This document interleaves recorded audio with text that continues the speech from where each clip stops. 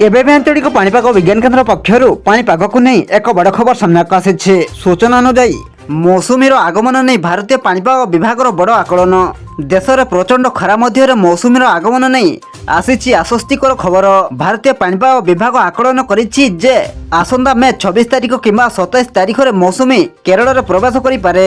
तेबे आसंतु नजर पकाइबा मौसुमीर आगमन को नहीं आम भुवनेश्वर स्थित आंचलिक पाणीपाग विभाग विशेषज्ञों पक्षर कौन रही रिपोर्ट से नहीं वीडियो संपूर्ण अपडेट जानिबा। किंतु ता पूर्व वीडियो को गोटे लाइक करंतु एवं वीडियोटी को आपण मानक सांगसाथी मानक बहु मात्रा रे शेयर करंतु। जदि आम चैनल रे आपण प्रथम थर वीडियो देखुछंती ताहले एबे ही चैनल को सब्सक्राइब करी पाखरे थिबा बेल आइकन को प्रेस करी ऑल नोटिफिकेशन को ऑन कर रखंतु, जहा द्वारा आगो को एमिति पाणीपाग संबंधी लेटेस्ट ब्रेकिंग न्यूज आपण माने सर्वप्रथम आम चैनल माध्यम रे पाई परिबे।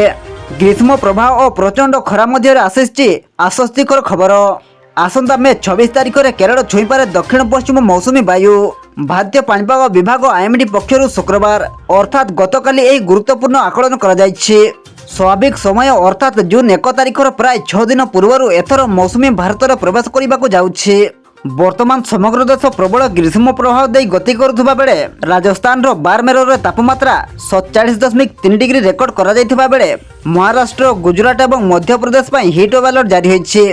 एभली परिस्थिति रे मौसुमीर आगुआ आगमन नहीं देशर कोटी कोटी जनता एवं विशेषकर चाषीकूल बड़ आश्वस्तिकर खबर आनी देछि।